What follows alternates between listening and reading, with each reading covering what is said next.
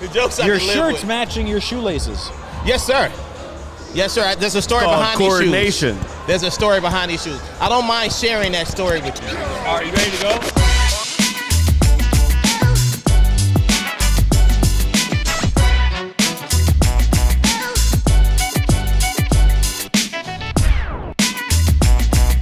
All right, welcome back, OSPTV, straight from Detroit City, and the kickoff 2024. Our source to success, of course, the one and only in the navigator's seat, my co-host, the one, the only, the OG. There we go. Welcome back, OG. Welcome back to the It's D, good to sir. be back here with you. Even in the winter. Don't get carried away. But yes, it is good to be back in Detroit. Special guest, he's part of the OSP family. He is no stranger to One Source Provider. He's no stranger to the sports world, in particular, the boxing world. Top strength and conditioning coach in the world. Has been working with world champions like Caleb Plant, Badu Jack, Sean Porter. He worked with KSI, and I know that's going to rub you the wrong way now because now he is working with Jake Paul, and he's been with him for the past 2 fights. He's actually in camp with him. The one, the only, CLW Coach Larry Wade. Thank you guys for having me, OG, Hummer. I appreciate you guys. Yes, yes, I am part of the OSP family, and I'm so happy to be here. We mentioned earlier about the weather. I just got back from Puerto Rico, so Michigan is definitely a big change in temperature for me, but I'm happy to be here. I was going to say, you know it's family when you leave Puerto Rico to come to Detroit in January. Yeah, 100%. It's great to have you back, Larry. Thank you. Good to have you here. So give us a little bit of an update about what you've been doing right now. Keep us up to speed on this latest endeavor, as much as you can say, because I know a lot of things are very confidential. There's a lot of things that's on the table, and I love that. That means that we're active and we're doing great things, but the thing that I'm into now, I'm actually actively in camp with Jake Paul for a fight that's coming up in March. So he definitely allowed me to have the opportunity to come up here in the middle of his camp of preparation to be with my OSP family. And, I'm grateful for that. We had a few things on the table, not only for Jake, but myself as well.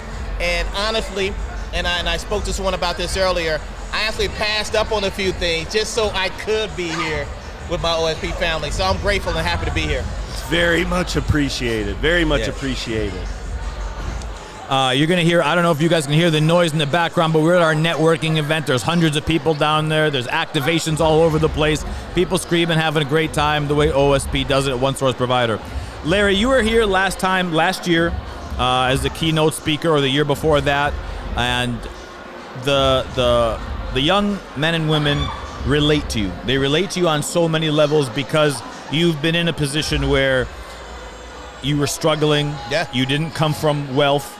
You didn't come from, this huge financial blanket or pillow that you could fall back on, and you had to build it yourself. And then you got into a position where you had a great position at a very established Division I college and a very esteemed position, and yet you decided to take a risk and a chance on yourself to get into business for yourself, by yourself. Tell us a little bit about that. Well, first, let me say this, OG. And whenever you're, what you said, taking a chance and taking a risk on yourself, it's really not a risk or a gamble when you're betting on yourself. It's never a risk or a gamble, because the reality of the situation is you're going to get what you're willing to work for. The more you're willing to work, the more you're willing to receive. But that's the key. I was willing to work. I didn't mind working 15, 16 hours a day to get it done. And of that 16 hours, only 8 of those be me working and actually making money. Well, the other 8 I was doing for free. So it's really not a risk, and I felt like for me, it was the only option. It was the only option for me. Because when you work for an entity, a lot of times there's a cap of how much you actually can achieve and how much you can actually receive. Well, when you work for yourself, you become an entrepreneur, you determine and decide where your cap is, and your cap usually starts and stops with the amount of effort you put into it. And I can promise you, I don't have a problem working, so I knew that was the way for me. We know that, and that work, the preparation, you talked about it yesterday, right, is the reason that every year the guys always vote and ask for you to come back. And sometimes that normally doesn't happen.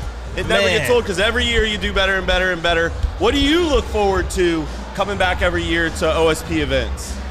Two things, actually.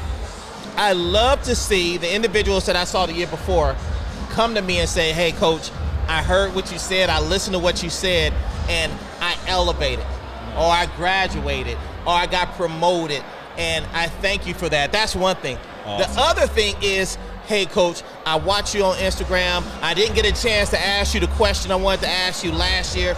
Can I have a one-on-one opportunity to actually tell you what's on my mind and get your opinion? Listen, I don't know what your purpose is on earth. I don't know what your purpose is on earth. I know my purpose. My purpose is to be able to help the people around me and use my platform to do that. So if I'm not here trying to help someone, guide someone, teach someone, then I don't really have a lot of purpose, in my opinion. So this is what I'm built and born to do. And that's what I'll always do. Love that. Love that. One more question for you. You know, I always root for Jake Paul, being a fellow Ohioan. Yes. I know he's from around the Cleveland area. And he loves Ohio, by the way. He loves Ohio. He's an Ohio boy. Him and Jalen Love go back and forth because Jalen Love is from Michigan. He's from Ohio, and they go and get into it all the time. Ohio and Michigan. Yeah, so really no, see eye to eye he loves his state for sure. What's one thing people misconstrue, misunderstand, or don't know about Jake Paul? Woo, that list is long. That list is very long. Let me bring some obvious things to light that I really respect about him. One, when he got into the boxing world, but of course he got a lot of criticism, and he still gets a lot of criticism. But in my experience of being in the game at the highest level, Jake Paul is the only person I've ever seen give up $1 million of his own purse to the fighters on his card. Right. Wow. Right. $1 million, that's a lot of money. I mean, to me, $1 million, you telling me I get to take home $1 million or give $1 million away? And he said, okay, listen, I feel like the people on this card deserve more money, so I'm gonna give them $1 million of mine. And I've never seen that in the sport of boxing. Another thing which I think is major, just recently, the fight that we're talking about having in March, he decided, since he lives in Puerto Rico and he's able to benefit from being in Puerto Rico and the people love him in Puerto Rico, that he's going to give up his entire purse from this fight to Puerto Rico for the gyms. Wow. The entire purse. I know that. Wow. And that is what they don't understand. This young man is not just trying to be part of the sport and take advantage of the sport. He wants to give back to the sport, and he's truly pursuing a world title. To most people, they're like, that's crazy. But that is the main reason why I decided to get on board, because he's serious. Yeah. He wants to be a world champion, and he works every day like he's going to be. You know, the other thing with Jake, and a lot of people don't know this, when he transitioned from, and I know you guys don't want to talk about it because you don't like classifying him as a YouTuber, but call it influencer or whatever it may be, into boxing, he got a lot of criticism. But the one thing you have to give him credit for is he surrounded himself with people that know the game to teach him the game.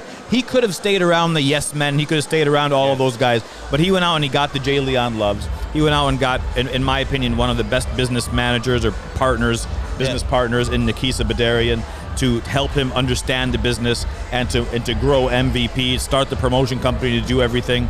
He got best strength and conditioning coach around. He's getting the right guys in position, and that has to allude to, and it has to kind of paint the picture of this guy is taking it serious.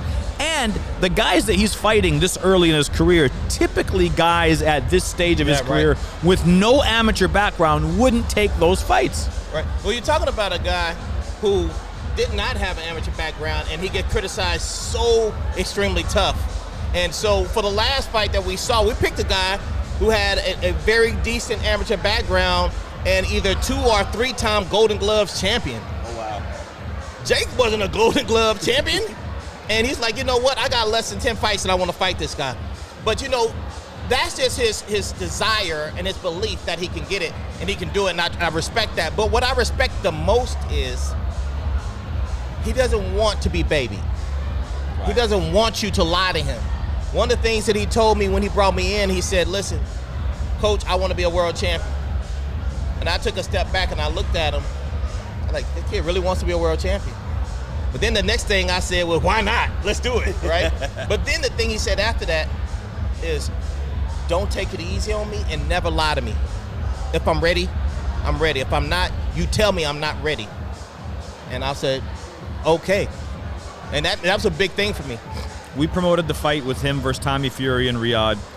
A lot of people don't know that Jake faced so many health conditions in that camp that if it was me, I would have probably pulled out of the fight. Absolutely. And he refused to pull out of that fight. And I heard about it. I heard about one of the conditions, right. And it wasn't, one where it was, dangerous to his health, but it was dangerous to his performance. It prevented him from fighting at that peak level. Right. And I gained so much respect for him because the stakes were so high for him to fight that fight, and he took the loss. Yep. And I'm telling you, take nothing away from Tommy Fury because he fought a great fight, but I believe Jake Paul was probably at 50, 60% that night, given what he went through during training camp. Well, he also, I watched it. He didn't even make excuses. No, he took it on the chin. He said, "I'm going to learn. I'm going to get better." And then he picked up CLW, and he's looked like a different dude ever since he got Coach Larry Wade. Well, I appreciate it. Well, we got a strong team, man. Like you said, we got Jellion Love, who's doing a great job of keeping the team together. You got Theodore Chambers, who's a big-time veteran from the Crunk Gym right here in Michigan, and he's had an amazing amateur career, who's given him a lot of great guidance. Like you said, he got Nikisa as a manager, helping him get through. And we can't forget one of the guys who I feel like is always behind the curtain, but always does a great job, and that's Mike Leonardi, who they brought in as well. And so he has definitely surrounded himself with a great team. But the thing about that fight with Tommy Fury, I'm glad you mentioned the fact that he wasn't healthy, because I found out after the fact that he wasn't healthy, and he was really sick 3 weeks prior. He was really sick for weeks, 3 weeks prior to the fight, and where he couldn't even spar. And so he just went into the fight and did his thing. But every day we go into the gym, there's multiple pictures of Tommy Fury and him standing side by side, and them raising Tommy's head up, and Jacob's like this, to remind him, you don't ever want to feel that ever again. And it's all around and that's what motivates him every day. Like, nah, that's never going to happen again. When he gets tired, he looks at that. Yeah, but you said Mike Leonardi. Mike Leonardi's got one of the cleanest, youngest, freshest, and genius minds in the game. Absolutely. Where he knows the business of boxing very well. Absolutely. Mike has the ability to understand the current culture and the current temperature of boxing now, but he also has all the experience and history of boxing 30, 40 years ago. Right. And he's still a very young man. And he's a good man. Oh, he's a great man. Yeah. He has a good heart. He always wants to do the right thing and do the best thing, even if it doesn't benefit him. Correct. And so I have nothing but love and respect for Mike. Big ups to Mike. We love you, brother. Back to CLW. So it's early in 2024. Mm-hmm. What does CLW have in store for the world, the fans this year? Do more in 24. I plan to do so much more. Last year I got the great opportunity to go to commentate the Tommy Fury and Jake Paul fight on pay-per-view on ESPN. Major card, major opportunity. Badu was on it too, wasn't he? Badu, but we'll get to Badu. Badu, that's my man, 100 grand. He knows it too. But yeah, I got a chance to be on that card, man, and commentate that card. And because of that opportunity, as soon as that was over, I got like 20 offers to commentate other shows. Unfortunately, I didn't get a chance to do it because I was in camps. I traveled 9 to 10 months out of last year from camp to camp to camp, and at the same time won 6 world titles in doing it, right? So I didn't really have a chance to commentate. So this year in 24, you're gonna see me a lot more on TV, fellas. This ugly face is going to be there, and so you'll see me commentate a lot more this year. I do plan to do more public speaking, but I have big plans as far as inserting myself in the boxing world in a different way.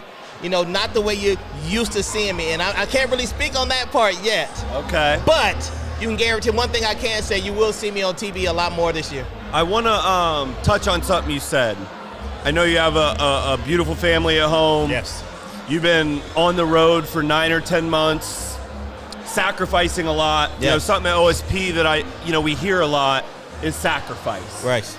And developing young entrepreneurs, young business professionals. This comes up a lot. Yes. What advice would you give to those young aspiring entrepreneurs that are betting on themselves about sacrificing what that means, and how to navigate it. Well, I don't know when this is actually going to go up. Do we know when this is going to post yet? Do we know when we're going to put this on TV yet? Immediately. Well, there's a reason why I'm asking, because what you're asking me, I'm going to speak about. But if you're asking me now, I've got to tell you the truth. I would tell young entrepreneurs, forget the propaganda, forget the lies. There is no balance in being an entrepreneur. Yep. There's no balance. When it comes to sacrifice, and someone like, well, you know, you just get 50% here, 50% there, that is so not true. When you become an entrepreneur, you know this. You can't give 50-50. You can't give 50% to your family and 50% to your job. Right. It's impossible to be successful. It can't happen. There are going to be days when you give 90% to your job and 10% to your family. And that's what it takes, especially when you initially start up a business. But if you do it right, time will allow you at some point to shift, and maybe there's time when you give 80% to your family and 20% to your job. So the one thing I would tell you is stop holding on to the concept that I need this balance in my life to be successful.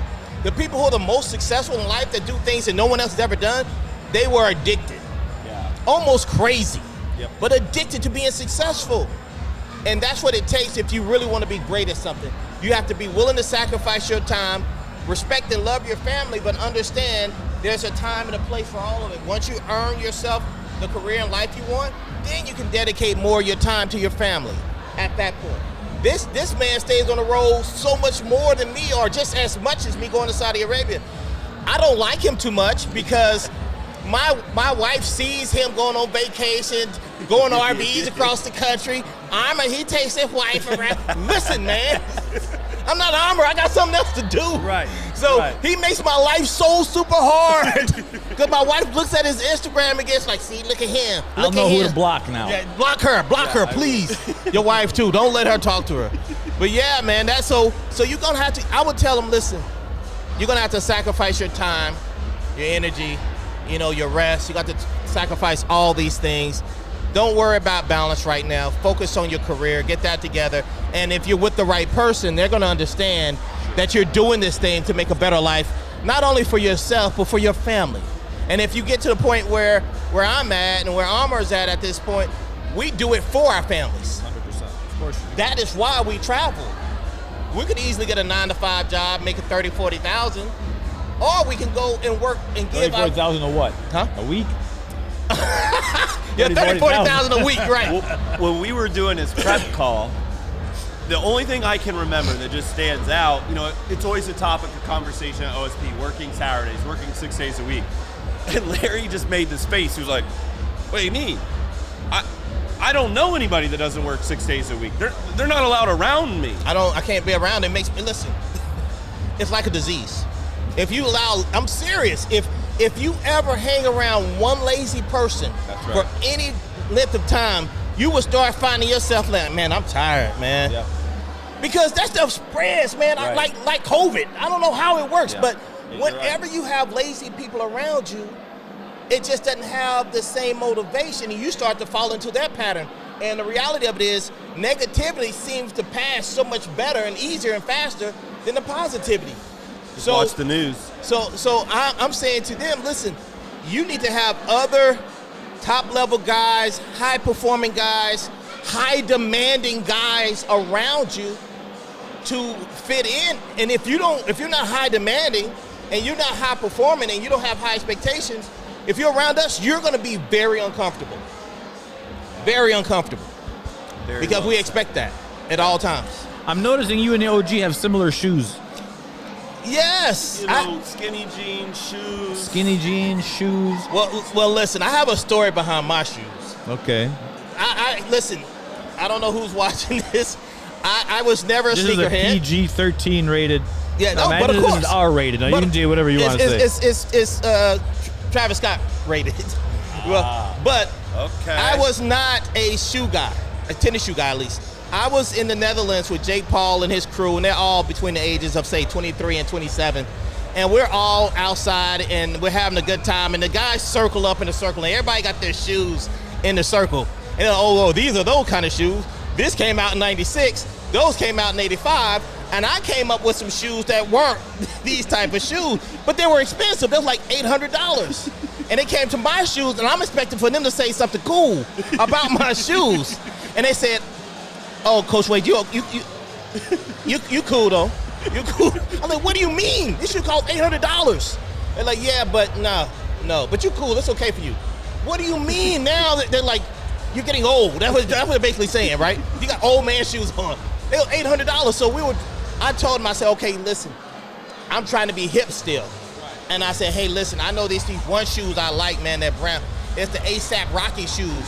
And the whole car laughs at me because that ASAP Rocky doesn't have a shoe. It's a Travis Scott shoe. So they laugh at me. The whole car's laughing at me. And they said, "All right, Cole, we're going to make sure we take care of you." So I bought my first pair of Travis Scott shoes. So I'm waiting for the first time we get in the circle again. I can put my shoes down and say, "Yeah, I got some of these shoes too." So, okay, what if I don't even know who Travis Scott is. Is it a basketball player? No, he's a rapper. Oh.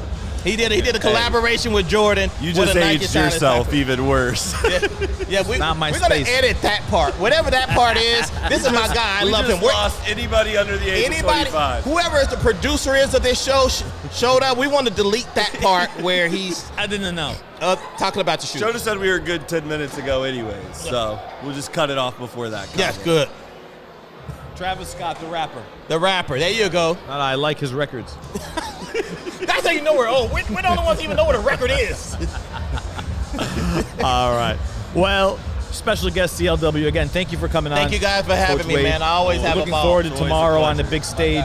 It'll be a massive event, as it always is. Everybody's looking forward to seeing you there. And we're looking forward to seeing you to many more of these. Yes, sir. Yes, sir. As always, signing out. OG, good to be back on with you, brother. Always. It's always a pleasure. It's like old times. It is. It Close is. it down with my team. Of course. Family. Always. My team, my family, my OSP. And we're out. Yes, sir.